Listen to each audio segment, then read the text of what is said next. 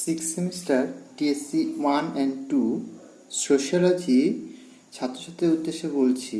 তোমাদের আমি বেশ কয়েকটি ক্লাস নিয়েছি।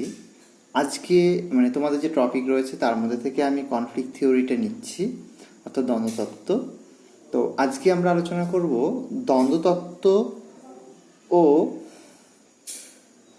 ক্রিয়াবাদী তত্ত্বের মধ্যে পার্থক্য, অর্থাৎ দ্বন্দ্ববাদ ও ক্রিয়াবাদের মধ্যে পার্থক্য, এটা আলোচনা করব। সাথে দ্বন্দ্ববাদের উৎপত্তি, কিভাবে দ্বন্দ্বতত্ত্বের উৎপত্তি হয়েছে সেটা আমরা আলোচনা করব।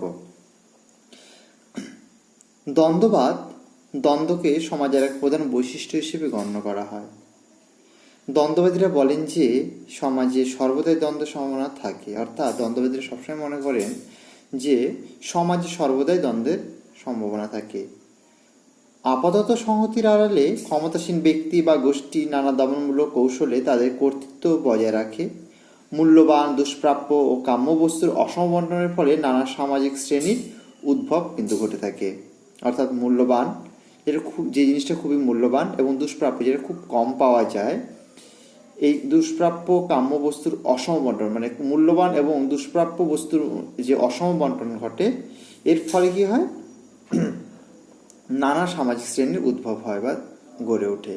সামাজিক অবস্থানের ভিন্নতা পরস্পর বিরোধী শ্রেণী স্বার্থের কিন্তু জন্ম দেয়।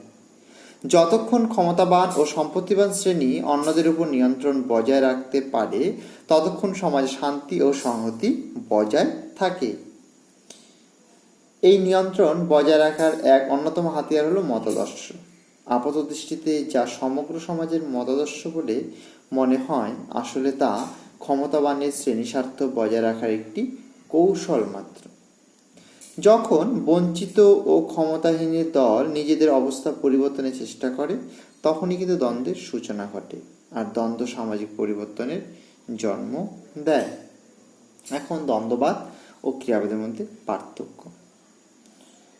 মূলত ক্রিয়াবাদী তত্ত্বের প্রতিবাদ হিসেবে দ্বন্দ্ববাদের জন্ম হয়েছিল। একদম বিপরীত, অর্থাৎ ক্রিয়াবাদ একদিকে থাকলে দ্বন্দ্ববাদ অন্যদিকে থাকবে, একদম ঠিক তার বিপরীত। তাই বলছে যে মূলত ক্রিয়াবাদী দ্বন্দ্বের প্রতিবাদ হিসেবে দ্বন্দ্ববাদের জন্ম হয়েছিল। দ্বন্দ্ববাদীদের মতে ক্রিয়াবাদ প্রণীত সমাজচিত্রটি হচ্ছে অবাস্তব। অর্থাৎ দ্বন্দ্ববাদীদের মতে কি, ক্রিয়াবাদের যে সমাজচিত্রটি সেটা কিন্তু অবাস্তব, যেহেতু এটি কেবল স্থিতিশীল সমাজে সংহতির প্রক্রিয়াগুলির উপর আলোকপাত করে। দ্বন্দ্বকে তারা গৌণ এবং সমাজের পক্ষে ক্ষতিকারক হিসেবে দেখে। অর্থাৎ ক্রিয়াবাদীরা দ্বন্দ্বকে সবসময় গৌণ এবং সমাজের পক্ষে ক্ষতিকারক একটি দিক বলে কিন্তু মনে করে, বলে তো বলছে যে একটি অবাস্তব। কারা বলেছে এটা? দ্বন্দ্ববাদীরা বলেছে। দ্বন্দ্ববাদীরা বলেন যে সমাজে সংহতি ও স্থিতির মতোই দ্বন্দ্ব এবং পরিবর্তনও সমাজের এক স্বাভাবিক ও অবিচ্ছেদ্য অঙ্গ। এটা হচ্ছে এক নম্বর গেল। কি গেল? যে বলছে যে মূলত ক্রিয়াবাদী তত্ত্বের প্রতিবাদ হিসেবে দ্বন্দ্ববাদের জন্ম, আর দ্বন্দ্ববাদীদের কাছে ক্রিয়াবাদ প্রণীত যে ক্রিয়াবাদীরা যে সমাজচিত্র দিয়ে সেটা অবাস্তব, কারণ যেহেতু এটি কেবল স্থিতিশীল ও সমাজের সংহতির প্রক্রিয়াগুলোর উপরে আলোকপাত করে। দ্বন্দ্বকে তারা গৌণ এবং সমাজের পক্ষে ক্ষতিকারক হিসেবে দেখে বলে দ্বন্দ্ববাদীরা এই ক্রিয়াবাদীকে অবাস্তব বলে মনে করেছেন। আর দ্বন্দ্ববাদীরা বলেন যে সামাজিক সংহতি ও স্থিতির মতোই দ্বন্দ্ব এবং পরিবর্তন সমাজের এক স্বাভাবিক ও অবিচ্ছেদ্য অঙ্গ। 2 নাম্বার, ক্রিয়াবাদীরা দৃষ্টবাদ অনুসরণ করে প্রকৃতিবিজ্ঞানের বৈশিষ্ট্য ও পদ্ধতি সমাজতত্ত্বে আরোপ করেন। কিন্তু দ্বন্দ্ববাদীদের মতে প্রকৃতিবিজ্ঞানের বিষয়বস্তু সমাজতত্ত্বের বিষয়বস্তু থেকে গুণগতভাবে আলাদা বা পৃথক। ফলে প্রকৃতিবিজ্ঞানীদের মতো সমাজতাত্ত্বিকেরা মূল্য নিরপেক্ষ হতে পারেন না এবং হওয়াও কাম্য নয়। আর দ্বন্দ্ববাদীরা মনে করেন যে সমাজবিজ্ঞানীর নৈতিক দায়িত্ব হল সমালোচনামূলক দৃষ্টিভঙ্গিতে সমাজে বিশ্লেষণ ও মূল্যায়ন করা। কোনো কোনো দ্বন্দ্ববাদী নীতিগতভাবে দ্বন্দ্বহীন সমাজের সম্ভাবনা বিশ্বাসী। এই ধারার অন্যতম পৃথকীকৃত হলেন কার্ল মার্কস। আর অন্য ধারায় দ্বন্দ্বতাত্ত্বিকেরা সমাজতত্ত্বকে প্রকৃতিবিজ্ঞানের মতো মূল্যনিরপেক্ষ না দেখলেও বস্তুনিষ্ঠ আলোচনায় আগ্রহী। এই ধারার মার্কস ও ওয়েবারের প্রভাব থাকলেও প্রধানত ড্যান্ড্রফ ও কোজারের লেখা এর প্রকাশ দেখা যায় বা আমরা সেটা দেখতে পেয়েছি। 3 নাম্বার, সামগ্রিকভাবে দ্বন্দ্ববাদী তাত্ত্বিকেরা ক্রিয়াবাদীদের মতো সমাজ বিচ্ছিন্ন বৌদ্ধিক জগতের বাসিন্দার নন। অর্থাৎ দ্বন্দ্ববাদী তাত্ত্বিকেরা ক্রিয়াবাদীদের মতো সমাজ বিচ্ছিন্ন, সমাজের বাইরে যে বৌদ্ধিক জগতের বাসিন্দা সেটা কিন্তু নয়। এদের লেখায় সামাজিক মানুষ হিসেবে নিজ অভিজ্ঞতায় প্রতিফলন কিন্তু আমরা দেখতে পারি। সমকালীন সামাজিক সমস্যা তাদের চেতনাকে আলোড়িত করেছিল বলেই তারা সমাজের সম্পর্কে এক নতুন তত্ত্বের অনুসন্ধান করতে পেরেছেন। এই তিনটি পার্থক্য তোমাদের কিন্তু আমি বললাম, তোমরা কিন্তু অবশ্যই মনে রাখবে। এখন যে পয়েন্টে নিয়ে আলোচনা করব সেটা হচ্ছে দ্বন্দ্ববাদের উৎপত্তি কিভাবে হয়েছিল, অর্থাৎ দ্বন্দ্ববাদের উৎপত্তি আলোচনা করে যদি আসে সেটা কিন্তু তোমরা লিখতে পারবে। দ্বান্দ্বিক দৃষ্টিকোণ থেকে সমাজের বিশ্লেষণ কিন্তু একটি নতুন বিষয় নয়, এবং এই বিশ্লেষণ কেবল পশ্চিমী দুনিয়ায় আবদ্ধ ছিল না। কৌটিল্যের অর্থশাস্ত্রে ভারতবর্ষের কৌটিল্য অর্থশাস্ত্র বা তো মতির রচনায় চীনের মতির রচনায় সমাজের মূল ভিত্তি হিসেবে ক্ষমতা নিয়ে আলোচনা দেখা যায়।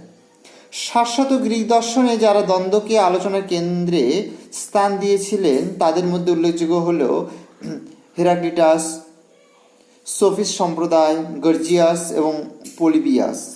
পরবর্তীকালে আরব দুনিয়া ইবন খালদুন, যাকে অনেকে প্রথম প্রকৃত সমাজতাত্ত্বিক হিসেবে গণ্য করেন,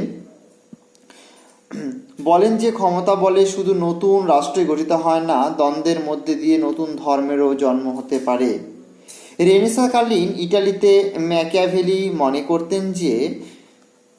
মনে করতেন যে জয়ের আকাঙ্ক্ষা এক স্বাভাবিক মনুষ্য প্রবৃত্তি। রাষ্ট্রের সংহতি এক নায়কের আক্রমণাত্মক আচরণের উপর দাঁড়িয়ে থাকে। অর্থাৎ রাষ্ট্রের যে সংহতি সেটা এক নায়কের আক্রমণাত্মক আচরণের উপরই দাঁড়িয়ে থাকে। বোদা বলেন আগ্রাসন থেকে রাষ্ট্রের জন্ম হয়, আর হবস মানুষের ক্ষমতার প্রতি অপরিমিত আকর্ষণের কথা বলেছেন। তার মতে প্রাকৃতিক পরিস্থিতিতে মানুষ সর্বদাই দ্বন্দ্বরত ছিল, মানে স্টেট অফ নেচার যেটাকে বলা হয়। এই নিরাপত্তাহীন পরিস্থিতি থেকে নিজেকে বাঁচাতে মানুষ একত্রে রাষ্ট্র গড়ে তোলে। আর পরবর্তীকালে দ্বন্দ্বের আলোচনায় পাওয়া যায় হিউম, ফার্গুসন, টুরগোর অভিজ্ঞতামূলক বিশ্লেষণে। হিউম মূলত ক্ষমতা ও সম্পত্তির অধিকারের উপর আলোকপাত করেছিলেন এবং এর উপরে জোর দিয়েছিলেন। অর্থাৎ হিউম কি করেছিলেন? সমাজে ক্ষমতা ও সম্পত্তির অধিকারের উপর অধিক গুরুত্ব দিয়েছিলেন। তার মতে সরকার হলো ক্ষমতা ও জনমত হলো এক জটিল সমীকরণ। ফার্গুসন ও টুরগো দেখান যে প্রগতির অন্যতম শর্ত হলো দ্বন্দ্ব, অর্থাৎ কোনো সমাজ প্রগতির মুখে গেলেই বুঝতে হবে যে দ্বন্দ্বহীন ভাবে সে সমাজ কোনোদিনও প্রগতির মুখে যেতে পারবে না। অর্থনৈতিক দ্বন্দ্বের উপর আলোকপাত করেছেন প্রথম ফিজিওক্র্যাট ও পরে উপযোগবাদীরা। প্রথমোক্ত জীবন ধারণের জন্য প্রয়োজনীয় সামগ্রী অর্জনের সংগ্রামকে গুরুত্ব দেন, আর উপযোগবাদীরা অনিয়ন্ত্রিত বা রাষ্ট্রীয় হস্তক্ষেপ মুক্ত প্রতিযোগিতার কথা বলেন। আর ডেমোগ্রাফি বা জনবিদ্যার ক্ষেত্রে দ্বন্দ্ব নিয়ে বিশ্লেষণ করেছেন ম্যালথাস। অর্থাৎ ম্যালথাসের যে ডেমোগ্রাফি থিওরি রয়েছে সেখানে কিন্তু তিনি আলোচনা করেছেন। তুলনামূলক আলোচনা করে তিনি দেখান যে জনসংখ্যা বৃদ্ধির হার জীবন ধারণের জন্য প্রয়োজনীয় সামগ্রিক বৃদ্ধির হারের চেয়ে অনেক বেশি। ফলে প্রতিযোগিতা যা দ্বন্দ্বের নামান্তর সেটা কিন্তু অনিবার্য। আর ব্যবহারিক জীববিদ্যায় অর্থাৎ অ্যাপ্লাইড বায়োলজিতে দ্বন্দ্ব আলোচিত হয়েছে। সামাজিক ডারউইনবাদীদের মতে অসাম্য এক সামাজিক পরিস্থিতি। জীবনযুদ্ধে পরাজিত শ্রেণী বা সমাজের দুর্বলতর শ্রেণীর জন্য রাষ্ট্রের সহায়তার কোনো প্রশ্নই ওঠে না। সবশেষে সমাজতাত্ত্বিক দৃষ্টিভঙ্গিতে দ্বন্দ্বের আলোচনা শুরু হয়। কার্ল মার্কসের মতে মোটামুটিভাবে 1840 খ্রিস্টাব্দ নাগাদ ইউরোপে পুঁজিবাদী সুপ্রতিষ্ঠিত হয়ে যায়। আর এই সমাজে অন্যতম বৈশিষ্ট্য হলো সামাজিক অসাম্য ও ব্যক্তির বিচ্ছিন্নতাবোধের অভিজ্ঞতা। ফলে দ্বন্দ্ব সমাজ জীবনের এক গুরুত্বপূর্ণ অধ্যায় হয়ে দাঁড়ায়। দ্বন্দ্ববাদের অপর হোতা ওয়েবার জীবনের শেষভাগে প্রথম বিশ্বযুদ্ধ ও স্বদেশে জার্মানির পরাজয়, বিপ্লব ও গৃহযুদ্ধ নিজ চক্ষে দেখেন। তিনি নিজে সক্রিয় রাজনীতি করতেন। এভাবে তৎকালীন সামাজিক পরিবেশ দ্বন্দ্ববাদের প্রতিক্রিয়াকে গভীরভাবে প্রভাবিত করেছিল, আর এভাবেই দ্বন্দ্ববাদের সূচনা ঘটে। এই ছিল দ্বন্দ্ববাদের উৎপত্তি আর দ্বন্দ্ববাদ ও ক্রিয়াবাদের মধ্যে পার্থক্য। তোমরা অবশ্যই ভিডিও লেকচারটি শুনবে, আশা করি তোমাদের প্রত্যেকেরই উপকারে আসবে।